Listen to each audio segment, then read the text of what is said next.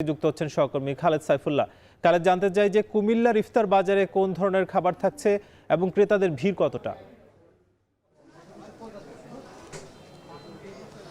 সাকিব, কুমিল্লায় আমি বিকেল থেকেই দেখছি যে মানুষজন যারা বাসায় ইফতারি তৈরি করেন তার বাইরেও কিন্তু মানুষের রুচিসম্মত বেশ নানা রকম খাবারের সন্ধানে কিন্তু তারা হোটেলগুলোতে ভিড় জমান।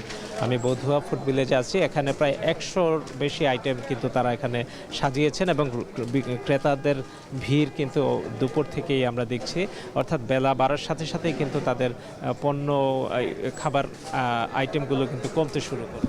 আমরা দেখছি যে এখানে নানা রকম নতুন নতুন আয়োজনে কিন্তু তারা পসরা সাজিয়েছেন, প্ল্যাটারগুলো সাজিয়েছেন।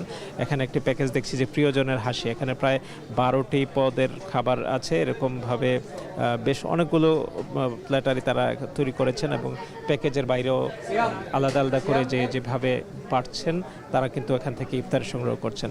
আমরা ছোলা পেঁয়াজুর বাইরেও কিন্তু অনেক আয়োজন আমরা দেখছি এখানে যে স্পেশাল ইরানি জিলাপি রয়েছে 600 টাকা কেজি, এবং ভালোবাসার স্বাদ নামে 10টি পদের একসাথে যেই প্যাকেজ সেখানে 1250 টাকা কেজি। ক্রিসপি চিকেন 90 টাকা পিস। এরকমভাবে special cutlet, chicken chips, spring roll, chop, pakora, chicken cutlet, beef পুলি, ভেজিটেবল রোল এবং চিকেনের বেশ অনেকগুলো আইটেম, বিফের বেশ কিছু আইটেম যেমন আদানা কাবাব, সাসলিক এবং তাওয়া ঝাল ফ্রাই, আফগানি দুরুস, বিফ হান্ডি, এরকম অনেক খাবারই কিন্তু তারা এখানে সাজিয়েছেন এবং তারা বলছেন যে তারা খাবারটির আগে থেকেই তারা খুব পরিচ্ছন্নভাবে